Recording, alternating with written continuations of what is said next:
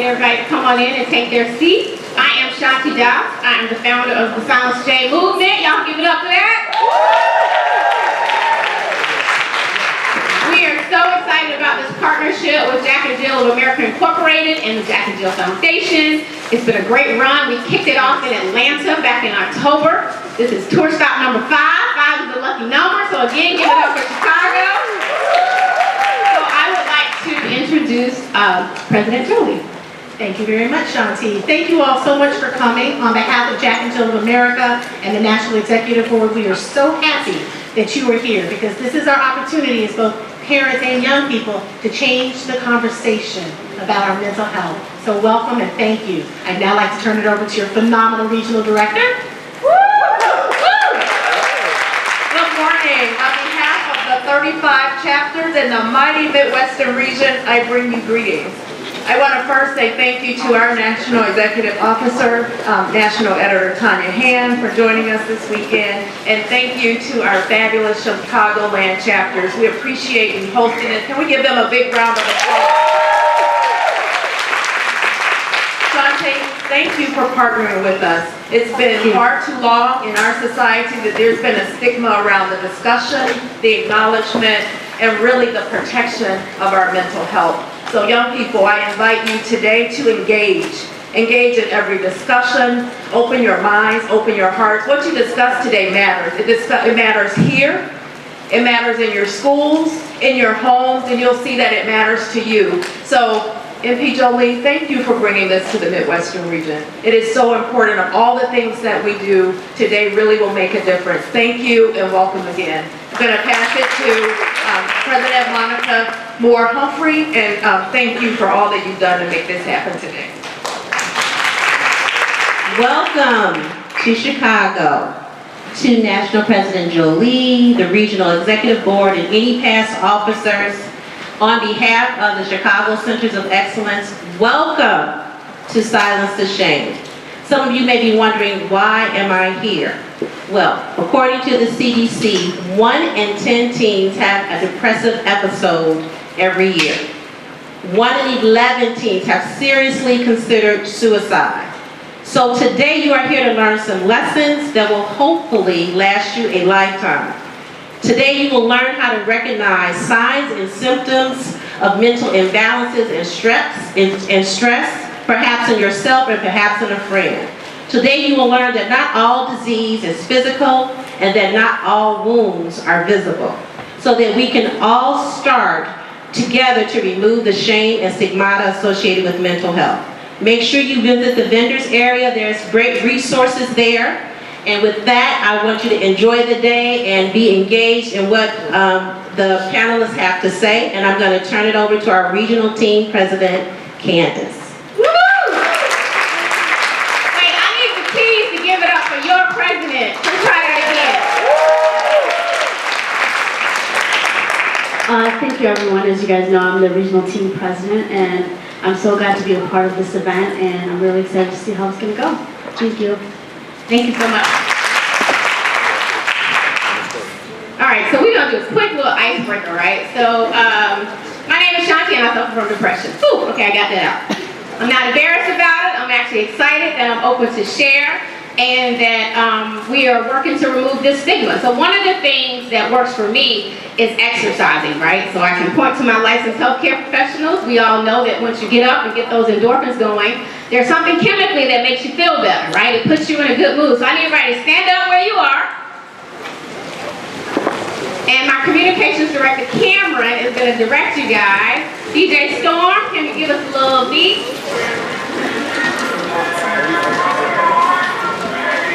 We're going to do 30 seconds of each little stretch. Can you do, show them the example? Bring it down a little bit. Okay.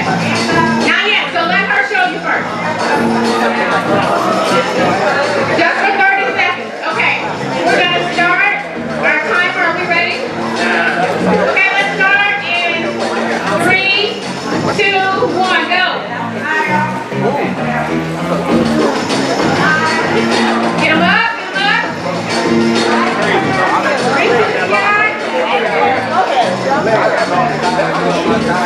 Keep it going, keep it going. I see some of y'all slacking back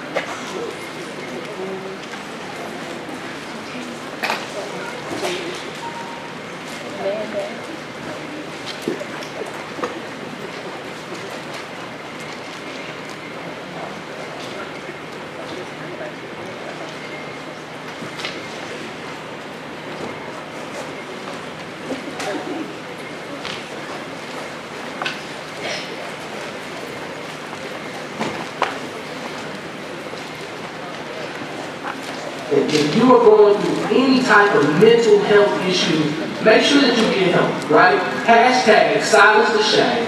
People are going to be there to help you. 7 years ago, I lost my 14-year-old cousin to suicide. And from that day on, I vowed to silence the shame. We're not going to be ashamed of it. We're going to make sure that the nation knows that if you get help, we can stop this epidemic. Lastly, never make a permanent decision on a temporary situation. Should nephew Willie Moe Jr., I honor and appreciate the opportunity. Join us as we silence the shame. Flat out. What's up, y'all? This is Malala from the Rap Band Season 1. I want y'all to know that suicide is never an option and never be afraid to talk about your feelings. Today we are going to silence the shame. What's up, y'all? This is Deb Anthony from VH1's Love and Hip Hop and BTV Growing Up in Hip Hop. I want y'all to never be afraid to talk about your feelings, and today we are going to silence the shame and make good mental health cool and priority in your life. Alright, what's up? This is Killer Mike, or Michael Winder, and I'm here to encourage people who have mental health issues or people who have family members that have mental health issues to seek help, to encourage help, to find help, to get help, and action help. Know that people out there care about you. Whether it's schizophrenia or depression or bipolarism or anxiety or PTSD, you don't have to deal with these problems alone. You shouldn't have to deal with them alone. You don't. There are people who help you. We're here to encourage those people and encourage you to take care of your mental health like you take care of your physical health. Love and respect. Shouts out to Shanti Dollars for making this issue, bringing awareness to this issue to the greater community, and I support her. Well, I want y'all to know that suicide is never an option. And don't be afraid to talk about your feelings. Today, we're going to silence the shame and make good mental health a priority in your life. Believe that. All right, y'all ready to settle the shame? All right, let's get our panelists up on stage. If you guys could come up and come on stage to your left up the stairs.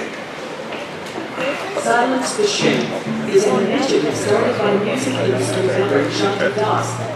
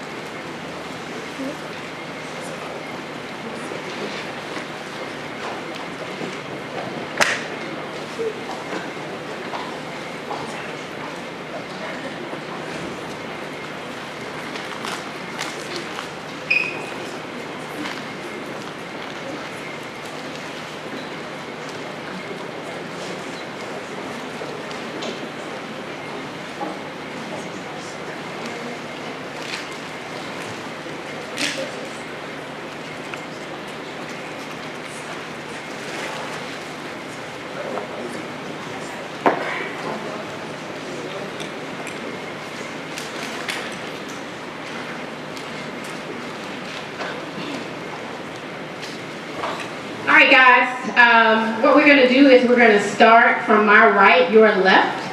We're going to have each panelist do a 1-minute introduction and tell us a little bit about your background and why you're here today. Good morning. My name is Jaleel Abdul-Adil. I work at the University of Illinois Chicago as associate professor, and I can sum up my background in 3 words. Bang! That's the words I hear from the communities that I serve because they're all exposed to violence. And boom, because they're usually breaking through some big barriers and making some positive changes, despite they may call us shy rap. Really, I say, sure can. Our community sure can. Last but not least is beat, because I use rap and hip hop to connect to youth and do our program. Well, that's something to follow. Good morning, everybody. First of all, thank you so much for making this an opportunity for us to have a conversation, to all be here today. You guys are all ambassadors, people who are sitting here in the audience saying that like we care about this issue and we care about each other. I think you should give yourselves a round of applause just for showing up today.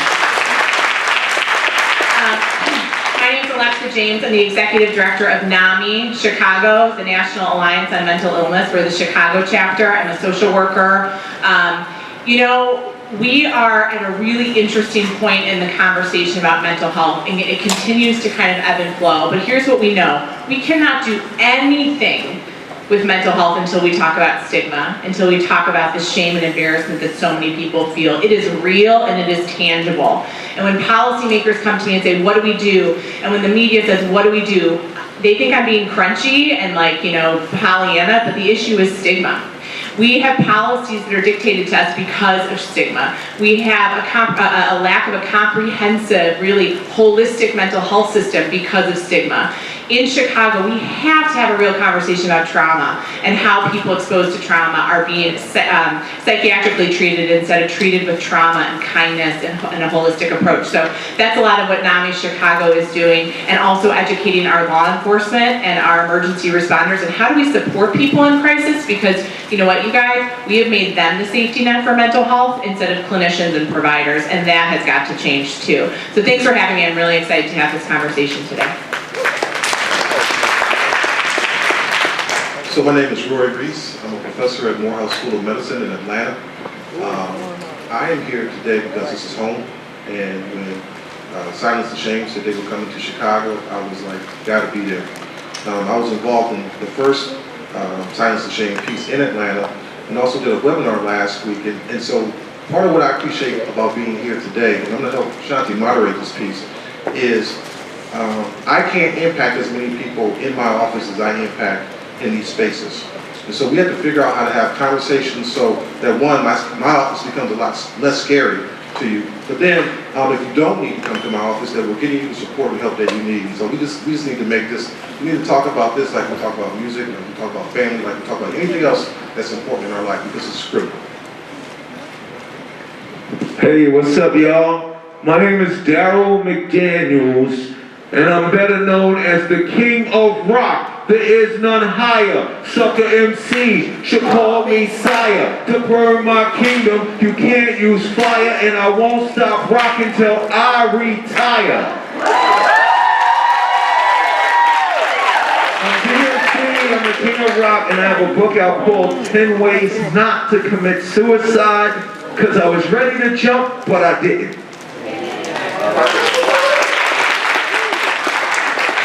Hi, my name is Estrelita. I'm better known as Blondie. I am the mother of Erica. I am the proud mother of a daughter who is bipolar and a twice suicide survivor. I have been dealing with this as a parent, caregiver for over 20 years. I have never experienced shame. I didn't understand that shame existed. My job as a mother was to prevent my daughter from killing herself as much as possible and trying to continue to support and encourage a better quality of life. I am so honored to be here today. As I go around and speak with my daughter, I find that parents feel very helpless, hopeless, without a voice, and very angry and frustrated and fearful.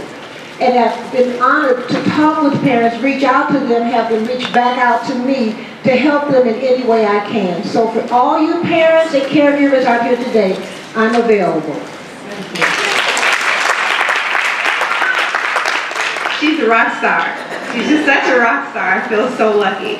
My name is Erica Kendrick, and it is my honor to be here with y'all today. I think that this is what's game-changing. So Shanti and Silence the Shame, thank you so much. Jack and Jill, thank you. And Nami, thank you. I am from Chicago, Illinois. I lived in New York City. I live between Chicago and LA now. I'm a former Chicago Bulls NBA cheerleader. I went to St. Ignatius. I see some Ignatius alumni in here that shouted out when I walked in the door. Nice to see y'all after 50 years. You're not that old. I'm also an author with Random House. I have a couple of books out. I did big national tours with them, and I realized as I was touring that I was still very sick. When I was at Stanford during my undergrad work, I was diagnosed with clinical acute depression. I had tried to commit suicide. And then several years later, like 3 or 4, I was diagnosed with bipolar disorder with psychosis. I was cheerleading, and the voices in my head told me to run over one of the other cheerleaders. It was at that point that I went back to therapy again because the meds weren't working for me, and I was really rebellious around therapy. And so that's when I was diagnosed and realized that I've got to really get my life in order. I've got to figure out what works for me. I've got to figure out a long-term recovery plan that'll allow me to not just survive, but to thrive out here. So I tour now all over the country. We started a tour called Who Moves My Happy about maybe 2 years ago now, and several people have come up and said, oh, I saw you over here and over here. That means we're making an impact, and I'm so blessed to be able to do that. And we are with the second edition now of the workbook that I created, Who Moved My Happy, the mental fitness workbook. I believe language is so powerful. When we talk about mental health, we talk about mental illness, but I love the words mental fitness, because your physical fitness is important, and you want to get sexy and be all fit and ready with your summer bodies. Mental fitness is just as sexy, and so that's my goal, is to have us not only inform, but enlighten and then empower, so that your mental fitness can be as sexy as you already are. Thank you so much for allowing me to share Soul Space with y'all today. I love you. Hi, my name is Erica too, but so I'm Erica too. This is not my mother, but I have adopted her. I have served in the mental health community for a long time. I'm also a preacher's wife, and I also live with major depression. I have worked with NAMI now for a couple of years, and as a preacher's wife, I kept my diagnosis a secret because it's not always readily acceptable in the African American church. And so a suicide occurred a couple of years ago, and because I am so committed to silencing the shame, I decided at that time to start removing the masks in my own life, and I decided that I could be more effective with my truth, with my honesty, and owning up to the fact that I do live with major depression and PTSD. And so it was at that time that I walked through the doors of NAMI, because I didn't have the courage to say that I was living with the mental illness, because I was ashamed. But with collaboration with NAMI, I found my voice, and I found the courage to be able to say that I was living with a mental illness. And now I am in mental health recovery, And now I have taken up the mantle and the responsibility to educate my congregation, and the most wonderful occurrence has taken place. Instead of judgment, what I have received is the congregation has embraced me, number one. Number two, they have found the courage for themselves to say, I too suffer, and please show me how you have found recovery. And so it's been the most wonderful response. And so I'm honored to be able to use my platform as the First Lady to say help is available. And so I'm thrilled to be here with you all today in collaboration, and I'm willing to do whatever it takes to spread the awareness and to increase the awareness of mental health awareness, and that recovery is available, and that there is help available, and that God still loves you. There's still room for you at the kingdom, and that you're not alone, you're not tainted. We can still be useful in the kingdom of God. Does that make sense to you? Yeah, all right, amen, that's why I'm here. Oh, also, thank you, my sister. I have chronicled my experience with my mental health and some of the things that contributed to the onset of my mental illness in a book called I Survived. Every time I sell one of these books, a contribution is made to Chicago NAMI because of their influence in my life. And so if you want to purchase a book, it will be out in the vendors area. So thank you so much. I'm pleased to be here today. Thank you, everybody. My name is Sarah, and I work for Crisis Text Line. We are a national service that's free to everyone. I'm here because I suffer from anxiety disorder, and I'm here to talk about everything that goes into that and how important it is to know that there is a resource available to you 24/7, absolutely free, whether it's on Facebook or from your phone. I just want you guys to know that someone is always there and someone is always listening, and you are never alone in whatever you might be going through. I'm so happy to be here with everybody. It's incredible to see such an amazing panel come together, and all of you being here. The turnout is amazing to see all of you here on a Saturday morning when we would probably rather be eating cereal in our pajamas. And that's totally fine with me. I did my master's degree in the Bay Area, and previously I was working with a population who were injection drug users and were afflicted with HIV. I moved to Chicago to work with children who were afflicted with HIV, and now I work with Crisis Text Line. So it's a pleasure to be here, and I can't wait to hear more from you guys and more from everybody here. Good morning, my name is June Parks. I am a licensed child adolescent psychologist. I specialize in working with children and adolescents. I also specialize in working with survivors of trauma and abuse. I am also a professor at the University of Chicago, and I am delighted to be here today because of some worldviews I hold. One of them is that there's such power in our voices, in our speech, and that in silence, evil can build. And so the fact that we are countering that today and breaking that silence makes me very excited. I'm very excited to see and engage in this panel today, so thank you.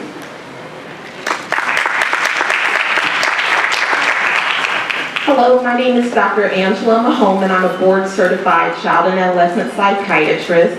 I grew up in Atlanta, Georgia, and graduated from Spelman College. I went to medical school at the Medical College of Georgia, and then moved to Chicago to do my residency in psychiatry and my fellowship in child and adolescent psychiatry at the University of Chicago Hospitals. I worked in outpatient settings in inner city mental health clinics, on psychiatric wards, and in various facilities. But I am here today because during medical school, my life was turned upside down when my younger brother ended his life by suicide. And that's something that I really haven't told anybody. I asked my daughter, and she was okay, and she said, why would I be ashamed of that? And I was very proud of her.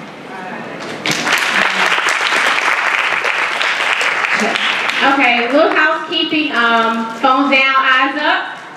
Can y'all say phones down, eyes up? Phones down, eyes up. All right, I know it's a heavy conversation, but this conversation, I say this in the most humble and sincere way, could save your life, a friend's life, or a family member's life. And so that takes me to my intro. As I mentioned, I am Shanti Das. I'm the founder of the Silence the Shame movement. I am a 27-year music industry veteran. Literally grew up because of this guy right here, loving hip hop. I branded myself the Hip Hop Professional. I have the Hip Hop Professional Foundation, and Silence of Shame falls under that. But on a serious note, my father committed suicide when I was 7 months old. It was extremely difficult for my family. We never went to counseling. I had 2 siblings, and so we all kind of dealt with it on our own. I was embarrassed. I was ashamed. I didn't want to tell people how my dad died, and more than anything, I wanted a father. Fast forward, I had this wildly successful career. I was responsible for breaking Outkast. I worked with Usher, Tony Braxton, TLC, marketed for Prince. I mean, you name it. I've had an amazing career. Even got to do, when I was at Arista, we started working on a project with Run DMC, which was a dream come true for me, but you know the story. I've had a career that most only dream about, and yet I am suffering, right? And I started this movement. My best friend committed suicide 4 years ago. I have a family member that suffers from bipolar disorder that violently attacked another family member and tried to kill them. And 2 years ago, I contemplated suicide. For the first time in my life, I was done. I was ready to check out. I had planned my own funeral, and then God placed His movement in my lap. And here I am today, sharing my story and trying to help, everybody else to silence their shame. So.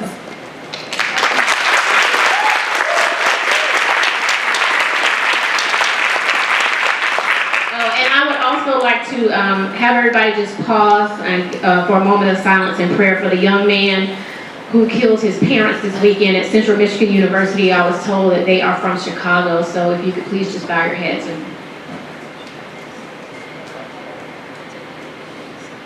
Okay, thank you. All right, so we're going to get right into these questions. Our first question is, and a psychologist or one of our psychiatrists can take this. What is the biggest misconception between mental health and wellness and mental illness? Is there a difference? I know words matter, how we talk about it. Would anyone like to start there?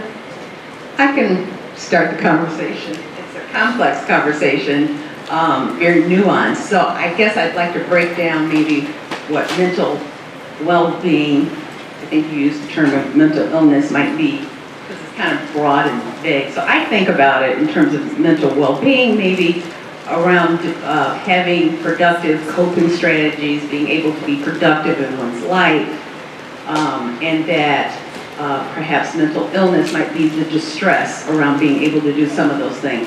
And so I think, to me, they're not mutually exclusive categories, that there needs to be room for conversation and to be able to hold both of those together. That that when having well-being, there are things that one must do to maintain that well-being, and that there are coping strategies, and that there are things that we must be thinking about. I don't think that it's useful to think that we're always going to be feeling well.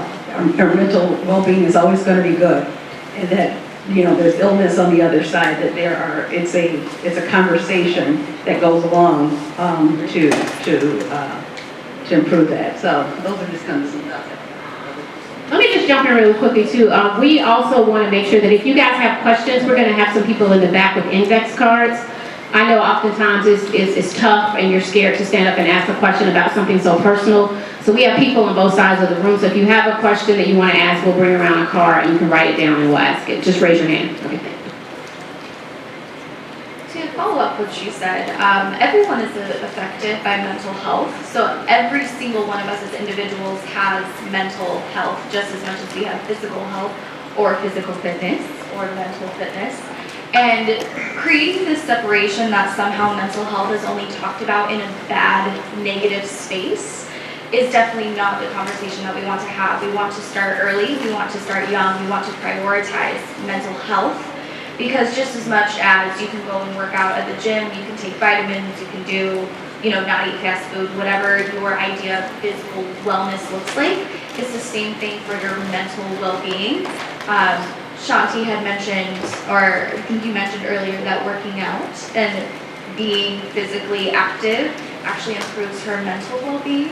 So we all have our tricks, but finding those is something that we were talking about with coping skills. Everybody's different, and prioritizing finding what works for you young before it progresses into a conversation of your mental health declining is why we want to make sure that we're talking about this from, you know, the earliest stage of understanding that I benefit from things that are calming.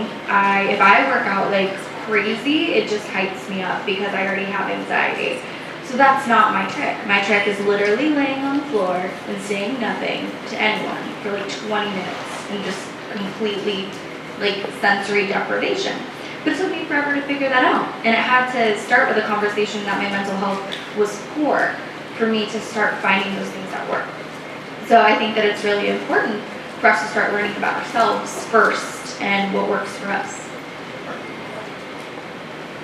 Yeah, and a mental illness is a condition that affects the brain.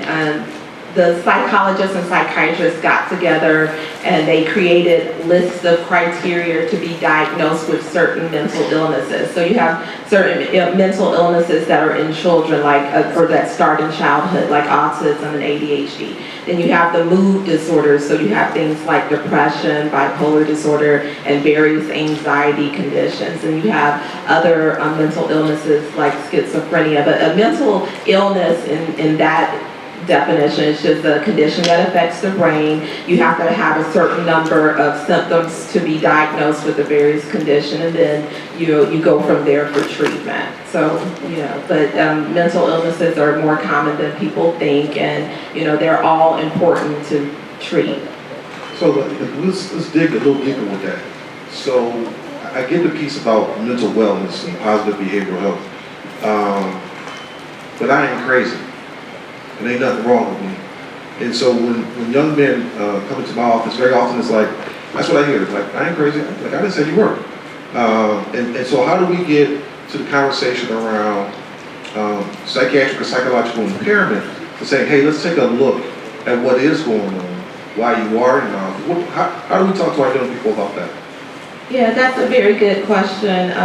There are various ways to talk to them about that. I get that a lot, like I'm not crazy, and I say I agree you're not crazy, but we just want to look at the symptoms that are going on and how they're impacting your life. So if something's causing impairment, that means it's causing a problem. If you have conditions that are listed, but they don't cause you any issues, then you're okay. I mean, you may have I joke, my father was a surgeon. I have ADHD, and I swear I got it from him, but technically he didn't have it because it didn't cause him problems, even though he had the symptoms. But when you have the symptoms that are listed and the symptoms cause problems, then we need to share with our young people, let's do this for you and figure out what works for you.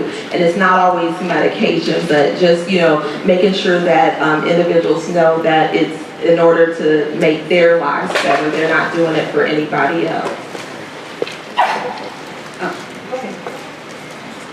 I just wanted to add real quickly that I think it's important, in our field, the medical model, we can get very caught up on labels, etc. And one of the things I really like to help people think about is, again, my worldview is that there's a reason why all the ways you could be feeling and acting, there's something going on. So I really encourage people to be curious about what that is without labeling it depression, schizophrenia, or whatever.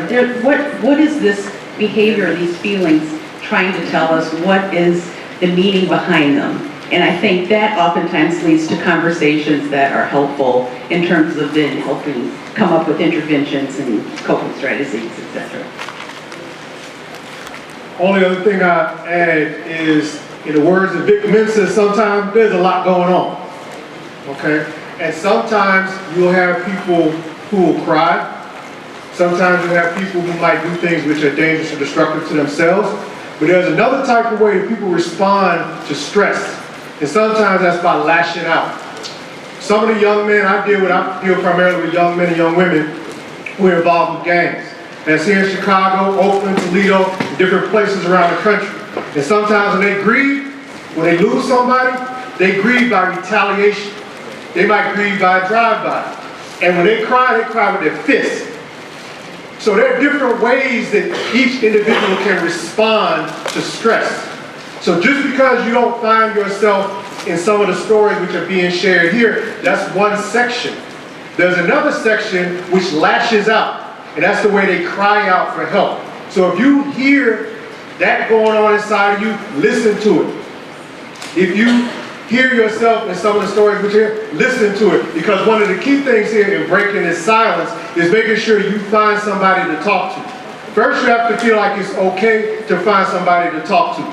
And I've dealt with people who consider themselves to be some of the toughest dudes and toughest young women in Chicago. And you know what? Everybody has a soft side.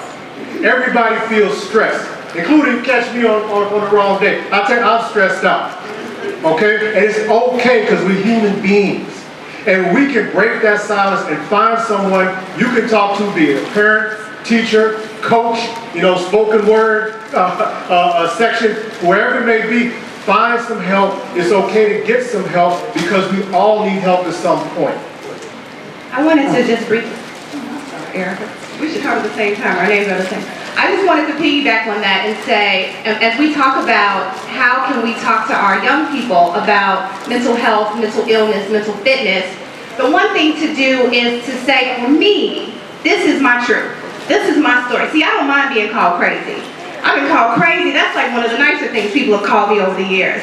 And I'm completely okay with that. Whatever label you want to give me, that's cool, because it's not going to rock me. I know who I am inside, and I've dealt with what I call my mental monsters and my brain pain. But what I want to share with you are a couple of the signs and symptoms that rode with some of my mental health challenges. So that if you're like sitting here like, well, wait a minute, I'm going through that, or I've been going through that too, or my best friend, or my mom, or my grandma, my teacher, my aunt, my uncle, because this is a human issue. 1 in 4 people is affected with a mental health challenge at any given time. 1 in 4. So I could just go down this row. 1, 2, 3, 4, 1, 2, 3, 4. So 2 of y'all right there. And that's just the number, and those are the reported numbers. So if we get real with it, if we keep it 100, because black people, we don't talk about this. So the number is actually a lot higher. So we're talking about every other person is dealing with some sort of mental health challenge. And there's a big spectrum. So that means it's a human issue. So I'm talking to everybody in this room right now. Not really anybody can sit back and say, not me. But when I was in the midst of my crazy, and I'm still crazy, but I mean in the midst of it, some of the signs and symptoms that resonated with me were I felt empty, I felt helpless, I felt hopeless. I cried all the time. I went to Ignatius and I was voted freshman of the year by the staff and faculty, and then my senior year I was voted senior class president. All 4 years though, I missed more days of school than any student enrolled. All 4 years. My parents had to go up and meet with the dean every year as protocol because I couldn't get out of bed in the morning, because I felt that empty. I felt that helpless. My mom would come in the room and say, are we going to school today? Versus, get up and go get your shower, we're going to school today. I also had a tape on rewind in my mind telling me that I wasn't enough, that I wasn't good enough, smart enough, pretty enough, short enough, tall enough, black enough, white enough, sophisticated enough, popular enough, educated enough, enough. It was just enough.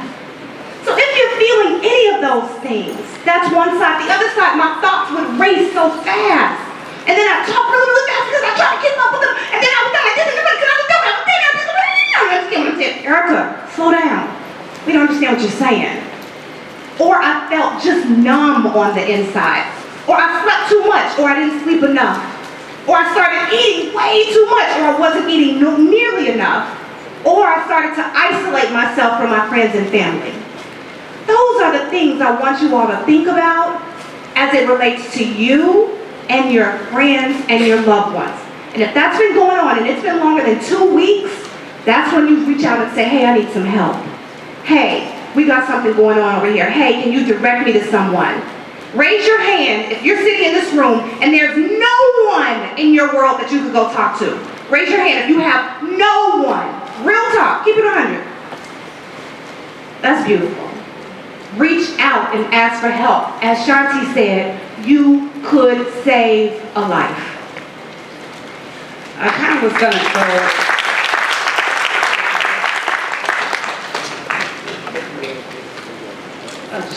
It's up to you. I kind of wanted to go on the same vein with Erica. I wanted to talk to the youth today to see what that looks like and kind of go with what the doctor was saying. If it's not causing a problem in your life, I'm kind of with you. But what it looked like for me was a child who I had average intelligence, maybe above average intelligence, I'm being modest, but what it looked like in the classroom was a kid who was restless and out of control, a kid who fought all the time. The teachers couldn't figure out what was wrong with me. I was cussing the teachers out all the time.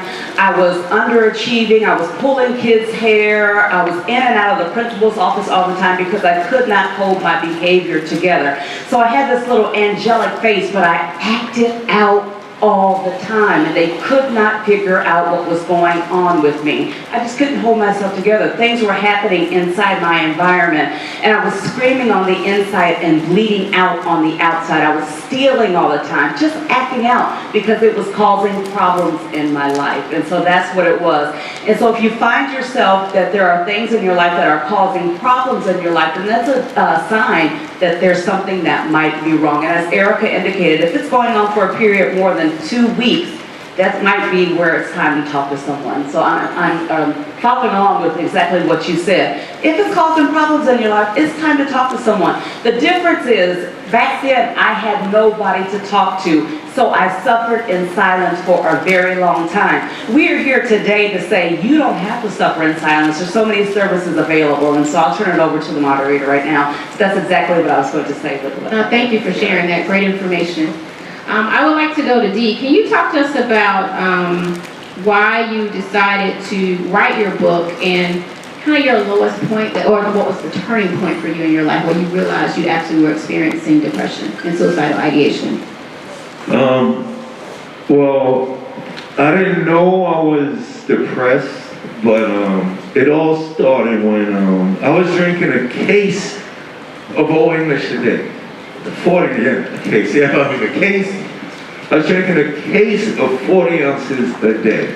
And this is starting at 11 a.m. in the morning. This is all through the whole Run DMC career. I was so alcoholic, I put a refrigerator in the back of my pickup truck so I didn't have to stop at the grocery store to get out to get the 40s. But that was what was going on all through the 80s. And I was still functioning, killing the microphone, king of rock, nobody higher, DMC in a place to be. And then in 91, I was diagnosed with acute pancreatitis because I was drinking a case of 40s during the daytime, but then I would go out at nighttime to the clubs, and back then it was Bacardi and Coke, Fuzzy Naples, Peach Snaps, vodka and oranges. This is in the 80s. So in 91, I was diagnosed with acute pancreatitis, and I was in a hospital for like a month and a half. I couldn't take nothing orally because they had to let the pancreas heal. I mean, thankfully my liver was okay. The doctor was scratching his head on that one. But when I was finally able to take clear liquids and then soft foods, they was going to discharge me. And the doctor looked at me and he said, "You have two choices in life. You can drink and die, or not drink and live." So cold turkey, I stopped drinking, and I was able to still function in that world of show business, because every time I looked at a drink, I would go, "You drink and die." But then it was in 90, after Down with the King came out, Shanti, 93, Down with the King comes out, puts Run DMC back on top. Because remember, in the 80s and the early 90s, hip-hop changed. That's right. So we was respected, but nobody cared. But we still the kings of rock, because nobody in hip-hop will ever do, Eminem said, nobody will ever do what you guys do. So I'm getting Pioneer, Legend, and this and that. And then Pete Rock produces Down with the King, puts us back on stage, back on the radios, back on charts, back on the tour. When that happened, you would think I would be happy. But I woke up the next day and wanted to kill myself. And everybody around me was like, "How you want to kill yourself? You're DMC or Run DMC, this and that, lifestyles of the rich and famous." Did you say that to your peers or to anyone? What's that? That you wanted to kill yourself? Yes, I was telling everybody. And the bad thing, I hate saying it because it was just a shooting.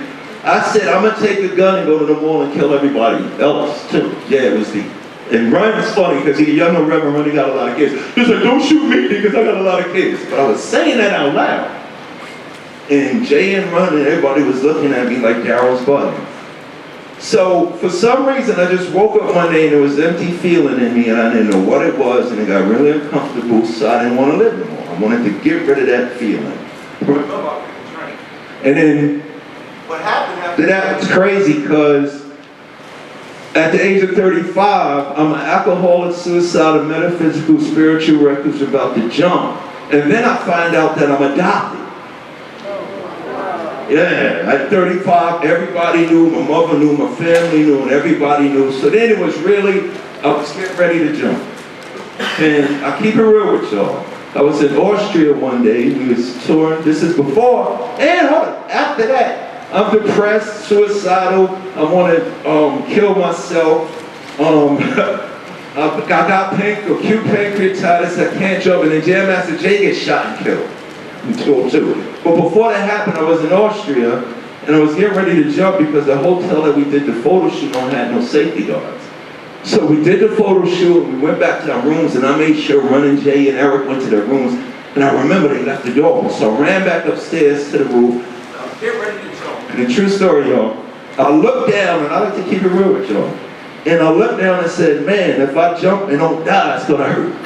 So, I'm keeping it real. I didn't jump, but right then and there, I said something was wrong with me. Something was wrong with me. And after that, I said to myself, I gotta stop drinking. So what happened to me was, I went to rehab to stop drinking, and it's where I discovered therapy. I discovered this thing called therapy, which was the most gangster thing anybody, especially us dudes, could ever do.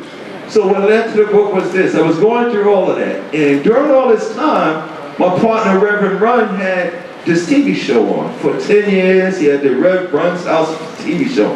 So when I got out of rehab and therapy, and this is important about the whole 1 in 4 people and people shame and don't talk about, when I got out of therapy and I started coming back into society, people would say me. They go, D, yo, what's up, man? Why you ain't on Run's house, man? We always see Run and Russell and Kamara. What have you been? And I would politely and truthfully ask, because I always keep it real, well, I just got out of therapy. And when I would say that, I would say, what you talking about, D? And I would say, yeah, I was drinking a case of 40s and I was suicidal. And these people would stop and say, tell me more, tell me more. And I would speak to them and they would go like this, yo, D, can you come talk to my sister because she's going through something? Yo, D, can you come talk to my father? Can you talk? I had this one family say, can you come talk to our 7-year-old daughter? She just found out she was adopted, she's going through things. So I started realizing, yo, everybody's going through something. So I would just go, I would actually go, the set change. The next scene is me sitting in some house in New Jersey with a 7-year-old white girl looking up at me like, who the hell are you? But then what I would say, what I was going through, look, I'm 30, 40 years old, and I'm talking about how I'm feeling. Now she's opening up. Because she's 7, but she can relate to me because now here goes somebody that feels like she feels. So to make a long story short, Shanti, I kept running into people who would say, D, where you been? Man, I just found out I was adopted. I just got out of rehab. I just in suicide. I went to therapy. And those people would want me to come talk to their mothers, fathers, sisters, brothers, sons, and daughters who was going through something too. And I did like 1,000 of that, personally on my own time, going to visit people, going to group homes, and then somebody just said, yo, D, man, you need to write a book. And I said, no, I don't want to write no book, this and that. And they said, no, D, you can write a book because you're doing good right now. But with a book, you can reach so many more people. So I decided to write a book, and one of the things that I found out was important about the book was my whole career was always music, music, music, music, music. And I was always talking about me when I felt good. I'm DMC in a place to be, this and that. What I want y'all to know and all you young people to know is 2 things. And it's going to rhyme because I am the greatest rapper, rhymer, MC ever. First of all, if you remove, it rhymes. If you remove guilt and shame, you remove the pain. So don't feel guilty and shameful about whatever it is that you're going through because you're not alone. And secondly, unless you reveal how you feel, whether good or bad, you will never heal. We celebrate people who go, I feel like $1 million today. I feel like I could take on the world. But we look at the people like they were crazy and weirdo, and they go, man, I don't feel right today. And we talked about that earlier. There's something wrong with somebody ain't feeling right. Do not be ashamed of how you feel, whether good or bad. Reveal that, because then and only then can you heal. And that's what I did. I went to therapy. So I talked about I was feeling and realize is everybody is going through something. So I wrote the book.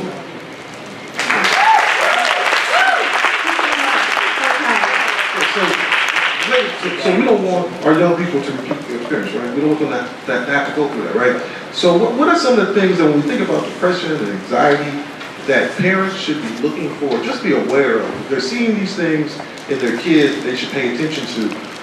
Because he started talking about it as a grown man. You know, our young folks out there, they may not know to talk about it, not know how to talk about it. And so how as parents can we help them by paying attention to what's happening with them? That's a really good question. It's a scary question.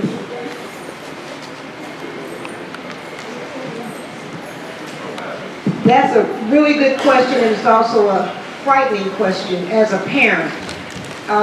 We all want our children to be successful, and Jack and Jill is no different from any of the other great organizations. You work hard as parents to get your children to the places they deserve to be. Yet, when you see the kids start telling you things about nobody likes me, the response is no longer, oh, that's not true because you're very popular. The response needs to be, why are you saying that? What is that feeling like for you? When your children come to, I made a lot of mistakes, first of all, let me put that out there. Because I was a very successful parent in terms of making sure Erica was exposed to everything white kids could ever be exposed to. So I didn't have time for foolishness. And oftentimes when she would say these things to me, I would say, oh, that's not true. Our house was the open door house. Kids lived in our house. How can you feel like that? So I'm giving you from personal experience, and please listen because it's really important for you. When your children come to you to talk about anything, stop what you're doing. I don't give a darn what it is. Stop, sit down and say, let's talk about it. I don't care if you're cooking dinner. I don't care if you're trying to deal with a husband, a boyfriend, or another child who's needing attention. You stop and sit at that moment. You can always renegotiate another time to continue the conversation later, but you need to start it right in that moment. Because with Erica, if I didn't listen, she shut me out. She'll do it today. If I don't respond correctly, she'll shut me out. And she'll do it today. When they tell you they don't want to go to school, the response is, no, you've got to get up and go to school. You need to stop and say, why not? How are you feeling? What's going on that maybe you need to tell me about? We can work with this together. You must take the time, and all of you have very busy schedules and very busy lifestyles. But it is imperative that you make the children the priority in those moments. Also, one last thing as a parent. I'm a therapist. I was out saving families quite successfully and didn't know I was having problems in my own house, even though she was acting out in kindergarten. But because my daughter was so likable at Holy Angels and the school loved her and her dad and I were so active in the school, it was ignored by all of us. It is important that you get help. I mean this. I have never been embarrassed or ashamed of my daughter's situation from the time I had to go out to Stanford to bring her home. I've never felt anything but anger, great fear, enormous guilt, because I'm her mother and I should have caught it, and a great determination to succeed in understanding how to best beat the problem. There's no room for anything else when you love your children as black people. And I know all of you sitting here today love the ground your children walk on as much grief as they manage to give you within every 24 hours.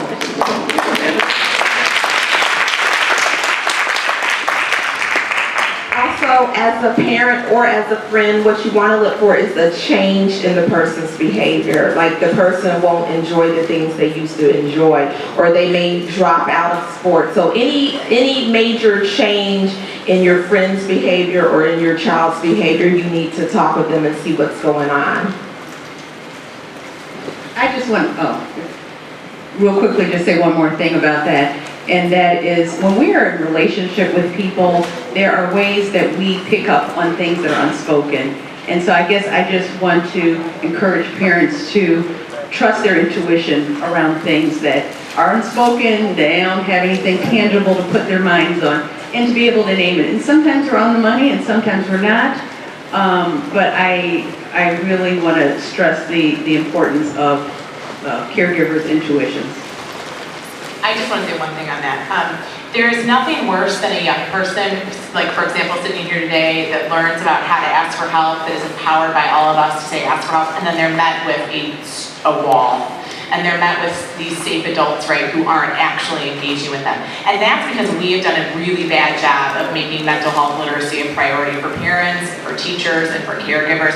We just don't know what to do as parents and adults, right? This isn't a handbook. And in fact, we usually do the wrong thing. Because even as a clinician, I have 2 master's degrees, nobody taught me what active listening meant.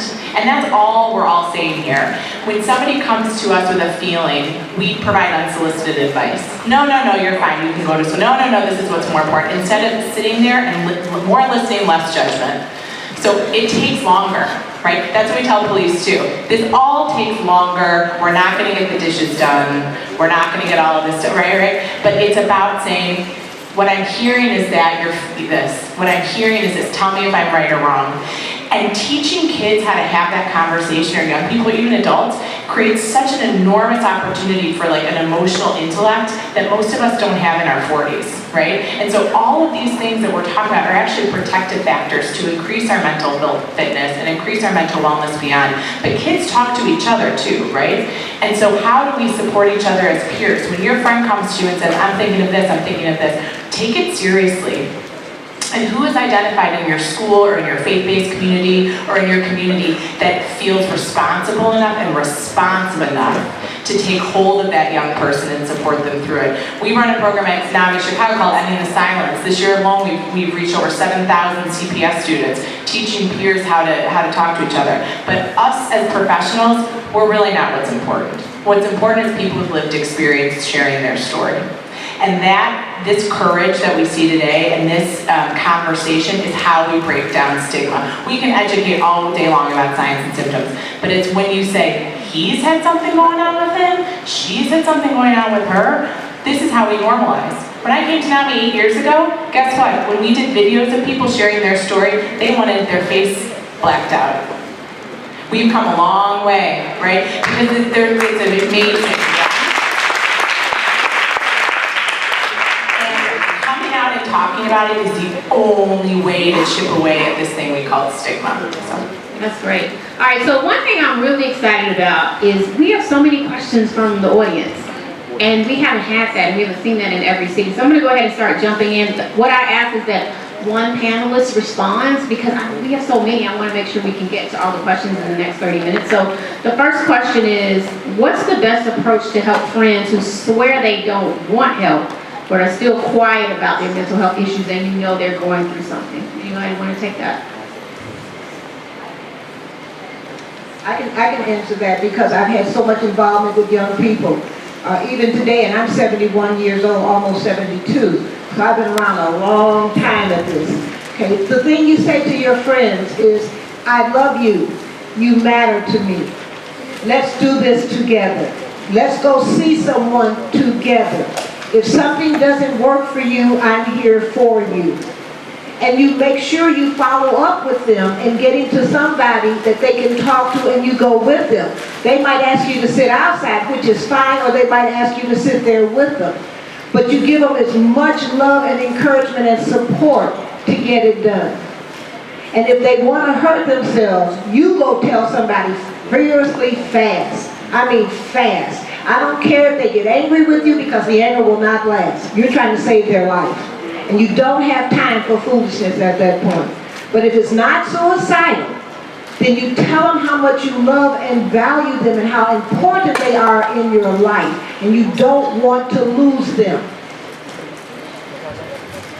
So, this question has come up a couple of times in terms of questions that come from the audience.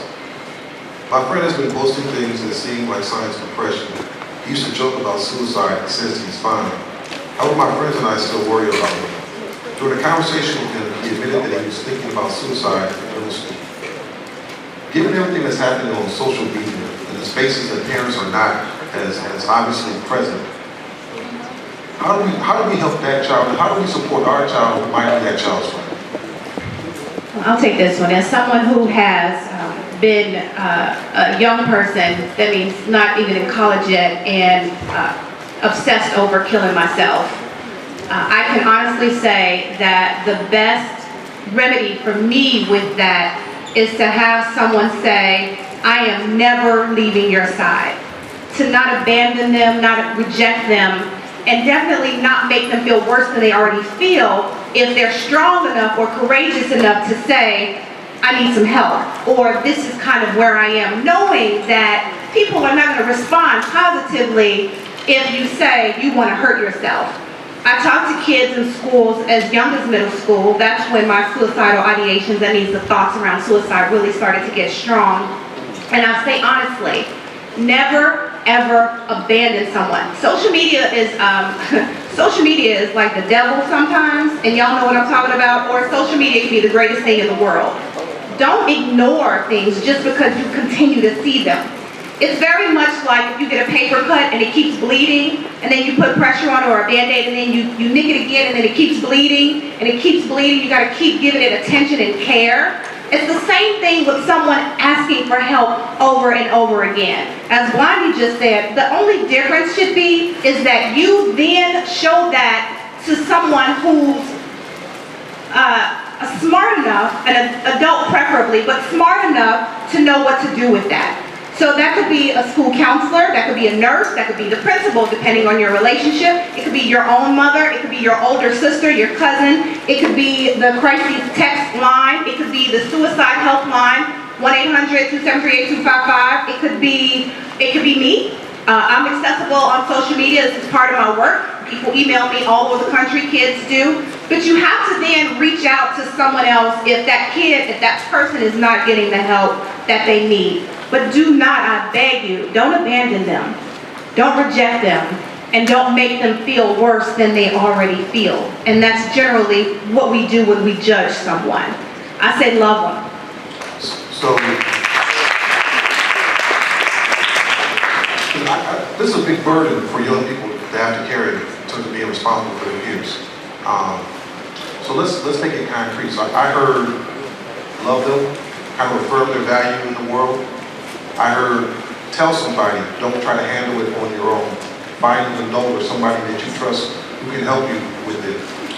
The one thing I like to hear people talk about is how do you take care of yourself when it's your friend talking about his or herself? I'll take that question. One of the things that I have to do is in realizing that as much as I have petitioned, sorry, I'm coming from a faith-based experience, but as much as I have petitioned God to remove this major depression and this mental illness from me, it has not yet gone away. So what that has told me is that I need to learn and develop skills to live my best self in light of my mental illness. So what does that look like for me? It looks like for me every single day I have to do things to be my best self. So for me that means exercise. I exercise on almost a daily basis, and it's not to maintain a small frame, but it's because when I exercise, the scientists tell me that there are endorphins that are released in my brain, and so I am willing to do anything that I can do in order to feel good, as long as it's legal. So I exercise on a daily basis because it makes me feel so much better. Another thing that I do is that I eat right on a daily basis. I watch whatever I put into my mouth because I realize that the things that I eat directly affects the biochemistry of my brain. So again, it affects the way that I feel. So as much as I love Garrett's popcorn, I don't eat Garrett's popcorn very often because I know that the sugar is not good for me. So it's one of the things that I do to kind of maintain my balance. Sleep. I watch how much sleep that I get. My family likes to go to the movies at 11 or 12 o'clock at night. I know that that is not good for me. If I do that, I'm throwing myself off for the next day. So the things that I have to do for my program of recovery are to watch and monitor those things so that I can be my best self the next day. If I don't take care of myself, when those people come to me and say they need help, or they're hurting, or they're feeling suicidal, or what should they do about such and such. If I haven't first put that oxygen mask on myself, you know how you get on a plane and they say in the event of the oxygen level drops, first put that oxygen mask on you. If I haven't done that for myself, there's no way that I can be of assistance to someone else. So I do these things on a daily basis. Another thing is that I suffer from what they call seasonal affect disorder, which means in the wintertime, because of the lack of the sunlight, my mood dips very, very low. And so what I have had to do is to purchase a lamp. And it kind of simulates the light from the sun. So every single morning, I'm plugging that lamp in. And it's kind of like a neon light that shines on me. And it gives me that vitamin D type experience. But I know I have two choices. I can implement these things on a daily basis, or I can choose to suffer the effects of not utilizing that recovery plan, those things that work best for me. So suffer the effects, or do what I need to do to be my best self. And I want to be my best self because I don't want to just suffer from depression. I want to live my best self in recovery. And I also want to teach other people how to do that. Does that make sense? And so that is how I am able to best serve the people around me who might also be living with a mental illness. Thank you so much. All great, great tips. This next question is great question. And the person is experiencing depression and anxiety, and they're constantly feeling upset. The question is, who do I go to if my parents don't want me to take medication for my mental illness? Well, this is really powerful. Will medication make me feel better, or is there something else or a better option? Who wants to take that? Really, really great. And thank you for your bravery, whoever asked this question. Well, not everyone who has anxiety or depression needs medication, but they should be assessed either by a licensed clinical social worker or a psychologist or a psychiatrist to determine the need. But not everyone needs medication, but there are some who do. And so there's certain things that let us know when a person needs medication versus when they don't. The first thing that psychiatrists look for is we look for any biological symptoms of the condition. So those are things like if the person has a family history of anxiety or depression, or if the person has physical symptoms along with the mood. So if you have a change in sleep, a change in appetite, change in your ability to concentrate. And those are signs if they have family history or if they have physical symptoms that medication might need to be considered. There are other factors that make us say, no to medication as well. But the main thing is if you really feel that you need to be assessed, you could also talk to your pediatrician. They can do screenings as well. You could go to your school counselor, and they also can offer some assistance, but the main thing is just making sure that you talk with someone and so that you could get the evaluation you need to make sure. Can I just say real quick, because it sounds what I'm hearing is the young person wants to take meds and the parents are saying no. And I think that that's giving us a lot of rich information. And unfortunately, it's the norm. We hear this all the time. We spend so much time on our helpline coaching parents through. If your kid came to you with pink eye, you'd go get those eye drops in a second. You wouldn't be like, Googling and this, you would just do it. Medication can be so life-changing for folks. And if we're talking about mental illness as a medical condition, just like asthma, I relapse in my asthma. When I'm pregnant, my asthma's bad. Is that my fault? No, it's a medical illness and we relapse. And for me to stabilize, I need medication. And a lot of other things too, right? And so if we're not doing that, we're not allowing the brain to heal. There's a lot of misconception about medication. Medication can really help reboot that brain, grow new neurons where there's kind of death in the brain or overpruning or whatever. I'm sorry, I'm not trying to get too clinical, but the point is meds don't, I think that what's driving that from parents is not enough information, not enough support, and the stigma. I've had parents say, I'd rather my kids smoke weed than me pick their meds up at the local pharmacy because people in my neighborhood will know my kid is crazy, right? I've had that conversation so many times. That's not what's going on here. Your kids are brave, they want to feel better, let's see if it works. It takes a long time sometimes for meds to kick in, and NAMI and other people here can provide that psychoeducation to parents about what's really going on. And so I'd say, if your kid comes to you with a help-seeking behavior, reward them. healthy behaviors, I need help and I'm asking for it, and I'm showing you that I'm asking for it, reward that behavior, because that's something that's gonna help them out much later in life. Okay, real quick, I'm saying this to you parents. I've been there so many times. It is okay to be angry that you have lost control of the success of your child due to having to take medication. It's okay. It's okay to feel guilty. It's okay to be scared to death. It is really okay to cry and curse it out if you need to. Do what you need to, but it is important that you find a vehicle for yourself to deal with your own parental emotions so you can get past it and do the things that are necessary, which requires you monitor the hell out of that medication. And if it's causing adverse side effects, which most of it does, you go back to that doctor in an advocated way and say, let's stop this one and try something else. But your feelings of inadequacy as a parent are legitimate, and they must be honored by you and acknowledged, and give yourself a hug because it's the best you can do. The reason I say talk to your counselor or your pediatrician is because if a child needs medication and the parent refuses, that is medical neglect, and most physicians know that. So again, my thing is go get the help. And if you go to your school counselor, I get letters all of the time. I work in the suburbs, so I get letters all the time where the school insists that the student see somebody, and the person who sees them usually is responsible enough to either, if they need medication, the child will get on medication. So talk to your school counselors, talk to your pediatricians, and they'll make sure that you get the help that you need. So, real quick, it appears that most of the questions that we have come from students, so we want to thank you for that. I'm saying that because I know that time will not permit us to get through every question right now. We commit to answering every question and making the answers to those questions available to you in a way that you can receive them. So your question is not asked in this particular form. It will be answered. We will get that information to you. We have that, we're making that commitment. But along this piece with respect to how we support young people is this question: what are the people closest to you don't seem to care? I just want to speak on this because our service is anonymous, and that provides a really valuable barrier between what's going on in your life and what we can hear, and you can share what you're comfortable with.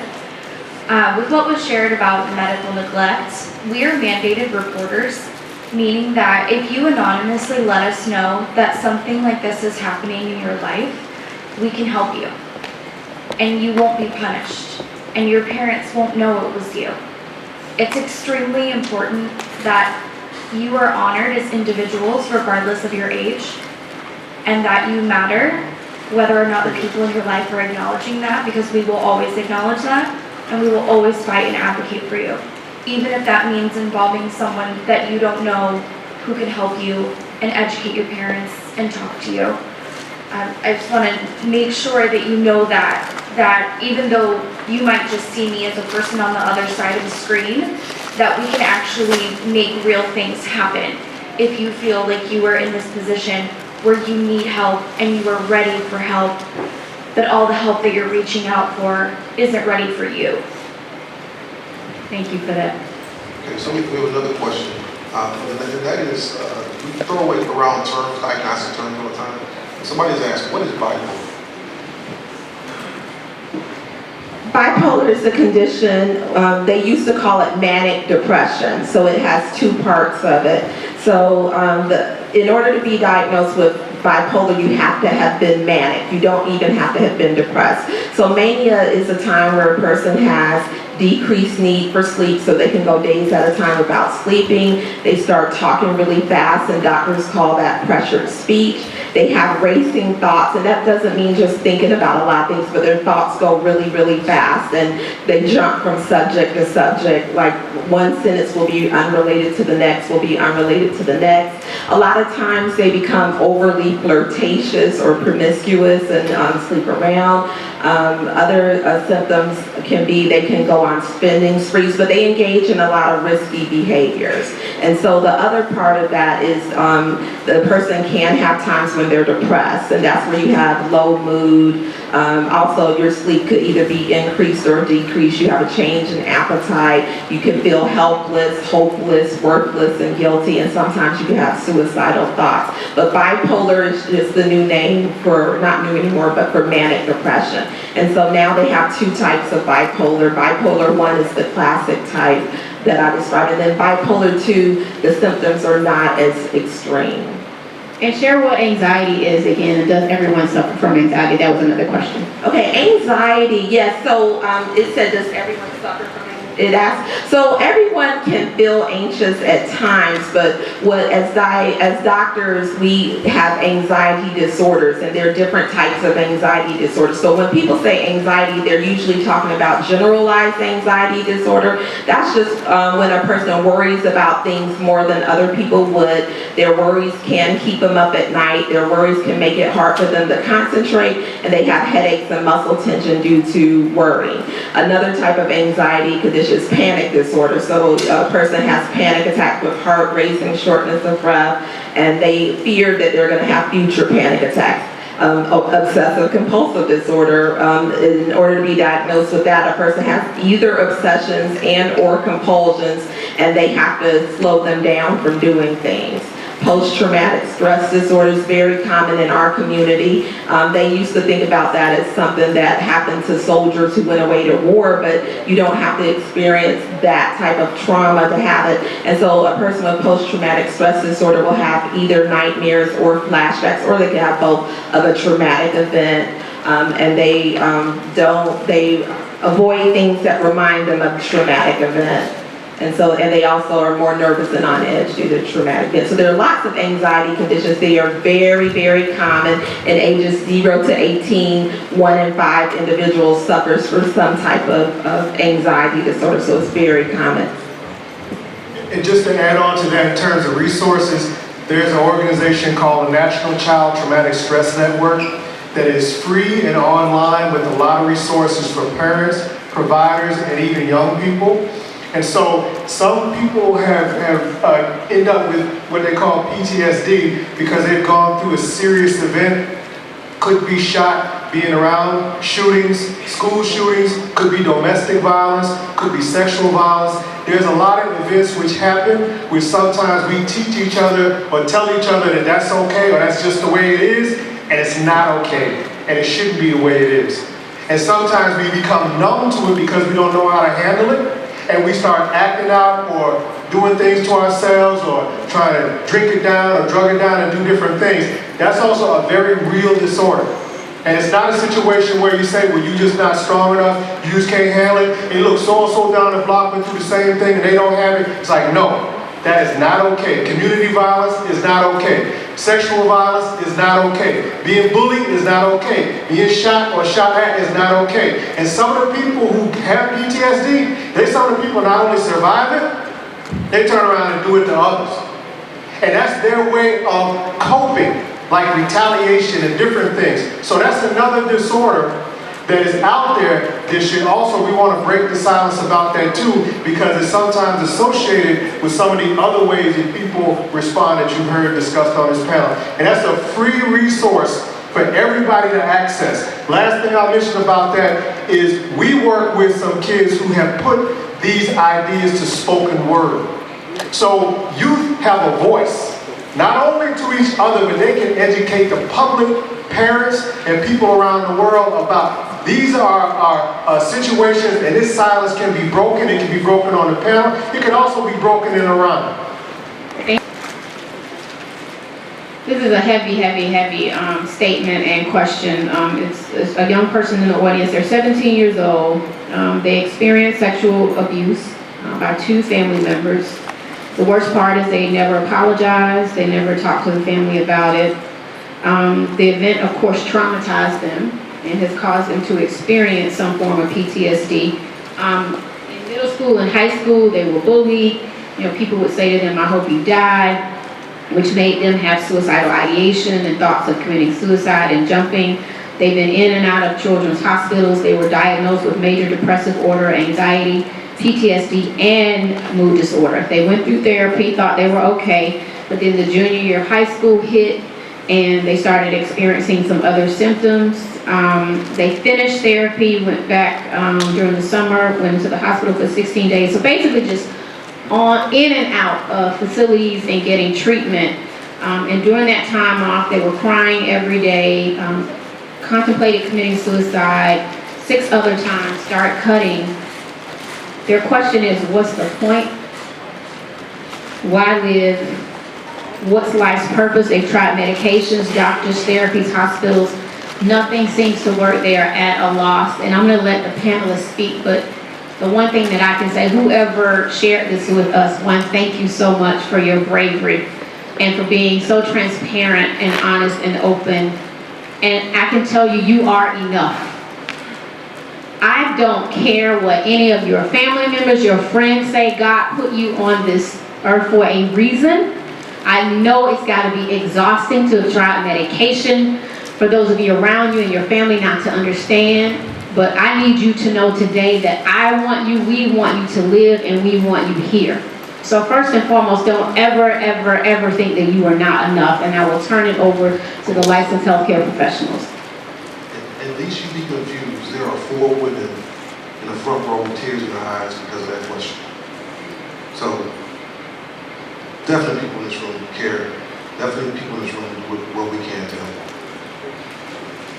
I just wanted to say that I hear the hopelessness, I hear the fear, I hear the frustration, I hear the defeat.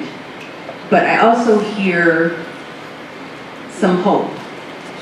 In the fact that whoever wrote their question and are allowing us to respond to that question. And so I want to speak to that part. It may be a real little teeny part, but that part of hope that pushed you to write that. That it's a lot. Trauma's a lot. But I have been practicing in the world of trauma for over a decade. And I know, and not that I believe, I know that one can walk through trauma. I know it. And there are resources. There are resources throughout this city. And I'm happy to speak through some of them. I think other people on the panel can speak to some of that. But I guess I'm going to let other people speak to that. But there are resources. There's resources at the University of Chicago. There are resources at Chicago Child Trauma Center. There's resources all over the city. And I get that you may feel that I've done this. I've moved through this before, and it didn't work. And the thing is that, the thing with trauma is that, particularly with children, as one is getting older, we can resolve some things, and then developmentally you hit another spot, and that those things that you thought you kind of had taken care of, all of a sudden take on a different meaning when one is in a different developmental stage. And so I want to personally make myself available, and I can either through the organization, or you want to speak to me about finding some additional resources, because they are there. Can I also just say that I am so sorry. We in the mental health profession don't set expectations well. And it's a lot of work. And it's constant for some people. And for some people it takes 10 to 15 years to get the right professional. That seems irresponsible. It seems an unfair task to put on people who are in the most pain. And it's unfortunately the truth. Sometimes it takes a long time to find that clinician that works for you at that particular moment, in that particular time, and it's not okay. But I do know that, as Jack and Jill only would do, and Silent Stream only would do, bring the best and the brightest clinicians here today, and people who have a lot of resources, and people with a lot of good lived experience. Please connect with us, and please know that you aren't alone. And the tenacity and the energy and the endurance that you have makes you brilliant and makes you very, very strong. and stronger than most of us can handle. And we need you and we need your story and we need you around so that we can share this as a learning experience and as a check ourselves about what we need to do better. I wanted to say really quickly that on 95th and Cottage Grove, raise your hand if you know where that is. 95th Cottage, okay, okay. There's a liquor store right around there somewhere. I was doing a lot of self-medicating, smoking a lot of weed, drinking a lot. I got up to 17 marijuana blunts the day I checked myself into rehab the first time. I walked out of the liquor store, there was a gunfight that had popped off, and I walked straight into it. I have the bullet wounds on the back of my thigh to show for it, because I wanted to kill myself, and it was automatic, it was easy, and I knew there was no way I would walk out of that gunfight alive, because I felt the degree of pain that this person who wrote this is feeling. I've been feeling that since I was 8 years old in the 3rd grade when the voices told me to jump out of Sister Joyce's classroom window, and I did, from the 2nd floor of the cafeteria building. I understand where you're coming from. When you feel like there's no point. I've done it all, I've tried it all. What is the point? My mom is a therapist. So when I jumped out of the classroom window, that in addition to a whole bunch of other BS that I was doing, she said, let's put you in therapy. I didn't find a good therapist till I was 8 until I was 18. That's 10 years. And she wouldn't give up on the therapy because I continued to exhibit ridiculous symptoms. So she'd throw me in therapy, let somebody else deal with it who's not the parent because that's too close, you know. She did the right thing, but I couldn't get the help that I needed. And then they put me on all kinds of medication. And when I say medication that made me feel worse than I felt before I started taking it, I already was on plan number 7 to kill myself, and the medication had me at plan 11. So I understand what that is. I couldn't find the right cocktail combo of meds to get me straight. Dude, I was like, why am I doing this? What is the point? In and out of toxic relationships, in and out of abusive relationships, emotionally and mentally. I understand exactly where you are. So what turned the corner? What's the point is, you are worth it. Now I'm going to commit to you to be a resource for you as someone who has been there on every level. I'm also going to take the lead and commit my mother, who's a therapist, to also be there for you. And she's already said in my ear, that's right, that's right, that's right. So you got 2 people plus that person over there. I'm not going anywhere, I'm be here till 5 something, probably 6. When they kick us out, I'm always usually the last person here. You find us.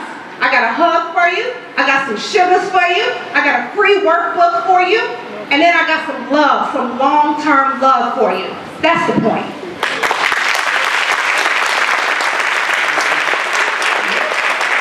I just want to quickly say, in my journey, one of the hardest things that I had to own up to when I was working with NAMI and Silencing the Shame, I speak on the panel for Ending the Silence.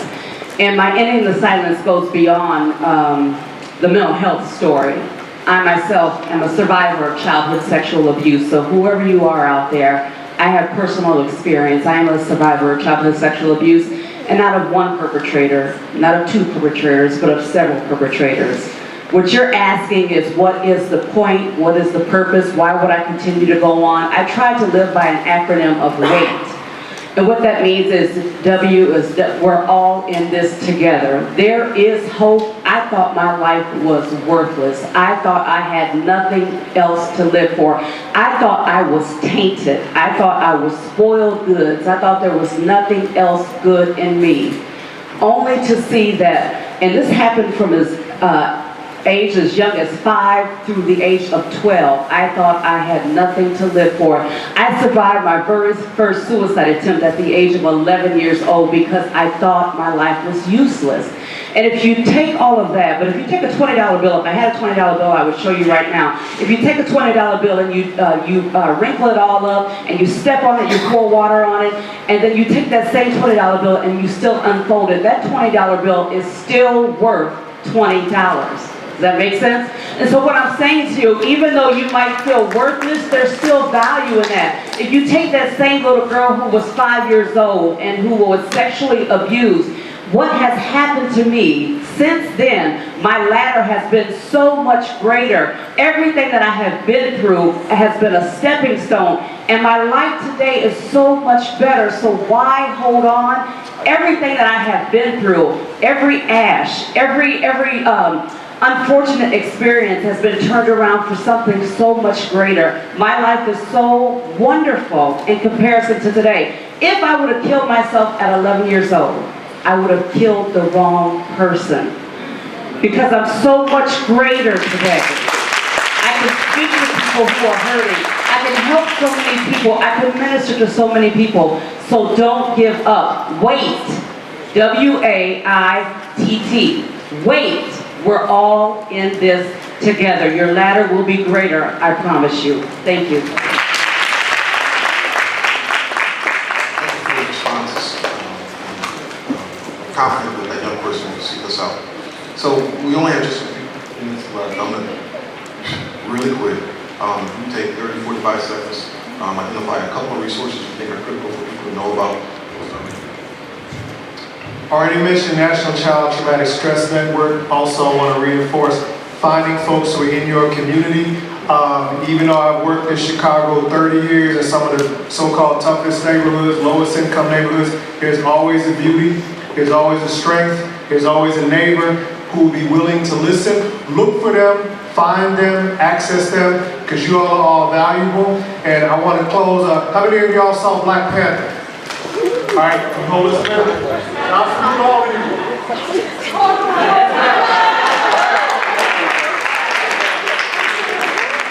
Again, you haven't been following me.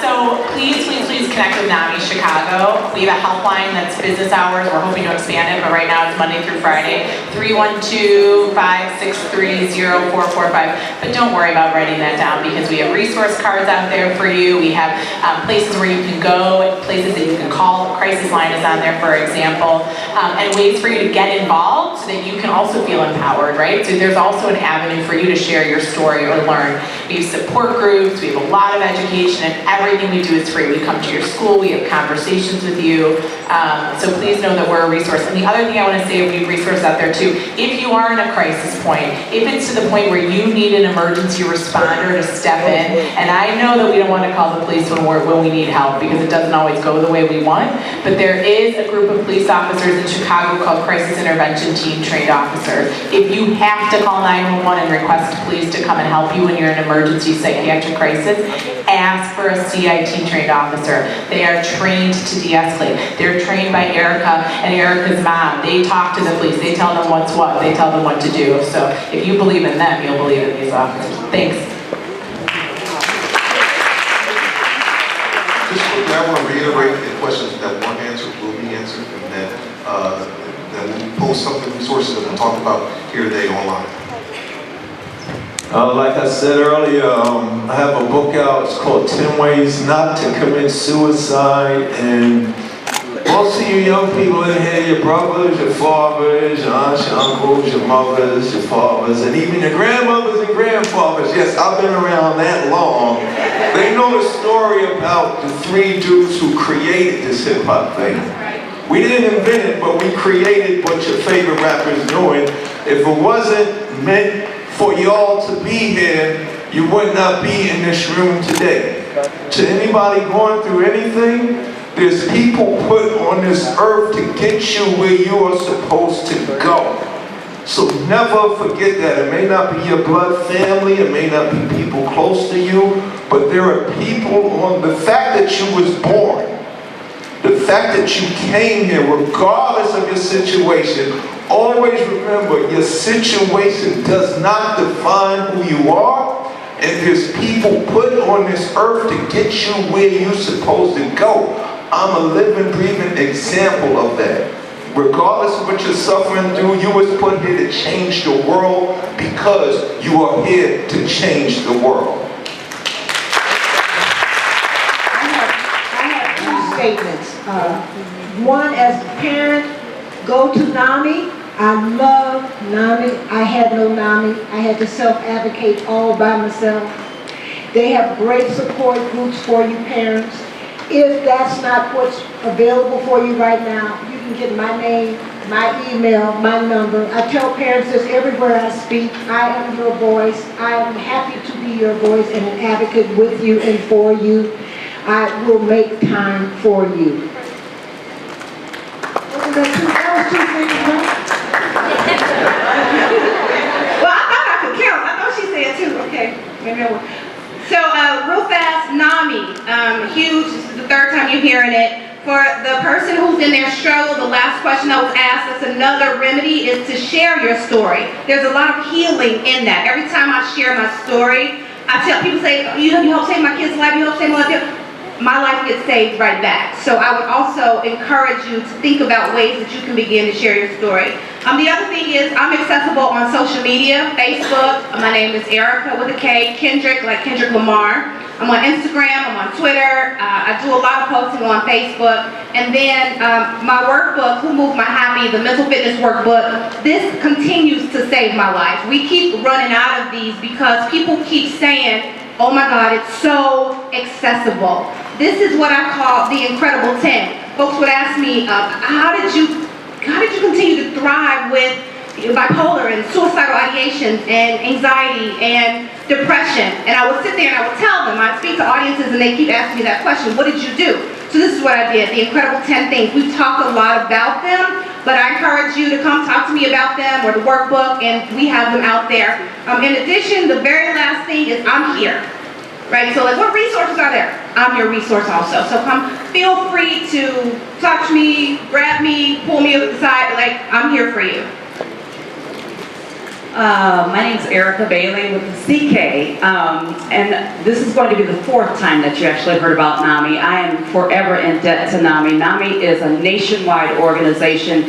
Anybody that you might know of in different parts of the country, please have them get in touch with NAMI. I am in debt to NAMI Chicago. NAMI has changed my life. I am available also on social media. I have an organization called I Survived Ministries. I Survived is also the name of my book. And I can be reached at isurvived.org. And so please, to the persons who are out there, do not give up. You are not alone. I am your sister in the journey. You are part of my tribe. I love you, and we are here to help you. So I want to echo what Dee said, that I'm just a little white girl from the north side. And I'm fine being that person because I lived in Oakland and my best friend died by suicide. And I'm only up here because I am the person across the screen from you, and you would never know it's me. You would never know that I'm the person when you told me that you were going to kill yourself tonight, that I'm the person who called the CIT officer, that I'm the person who can help you, and I'm just here to put a face to that we're real. And this is here for you, and it's free, and you don't need your parents' permission. And you don't have to be anything besides who you are, where you are, and we are there with you immediately. And so, if you have a second, I know we said eyes up, phones down, or something like that. I'm going to violate that right now. If you can take out your phones, and you can put 741 in your phone as crisis text line. This could save your life, this could save your friend's life, this could save your parents' life. This could save someone, a homeless guy that you meet on the side of the street, that you know that he needs help, and he has access. We're always there, we're always free. And can you give them our code? Yes, it's silence. If you text the word silence to 741, we operate 24/7. So we are always there. Yep, and it's free, which is even better. So, and you know, we have endless amounts of resources through us. We have partnerships with NAMI, we have partnerships with the City of Chicago, we have partnerships with the Islamic Foundation, we have partnerships with Rutgers University, we have partnerships everywhere. And so no matter where you are, who you are, if your friend lives across the country, whatever, we're always there. And I just hope that today that you know that you matter, no matter what you look like, what you believe in, who your parents are, how you got here, what you're struggling with, what you're not struggling with, that you as an individual matter no matter what anyone else says. Thank you. This is lovely, and I hope that everyone here feels as though when they leave, they're leaving with a mental toolkit of strategies, because there isn't one way to figure this out. And so there are, 15 things we've talked about so far that you're putting in your mental toolkit that you're leaving with. I just want to add a couple more things to that with regards to trauma supports around trauma. There are some free services throughout the city. University of Chicago has a program called Healing Hurt People for individuals 0 through 19. Laura Vita Children's Hospital has the Chicago Child Trauma Center. There's the Chicago Advocacy Center, both in the city as well as in Park Forest. There are resources. Continue to put these things in your toolkit, because there are strategies, there are supports out there. Hello, the last thing I want to say is one of the saddest things after my brother died was that someone called my mom about a month later and said, you know, he told me he was thinking about killing himself. So I just want to remind you all that you all can be a resource too. So please take note of all the resources that you've received, but be a resource to your friends and your family members who you might be worried about. Again, my name is Dr. Mahome, and I will be a resource to the parents. Many parents across the region have called me when they've had questions if their pediatrician or their child's doctor wanted to put them on medication. I always make myself available. I don't share anyone's business with anybody else. So if any parents ever have any questions about medications, don't hesitate to call me. I'm in the Chicago chapter of Jack and Jill, and my name is Angela Mahome.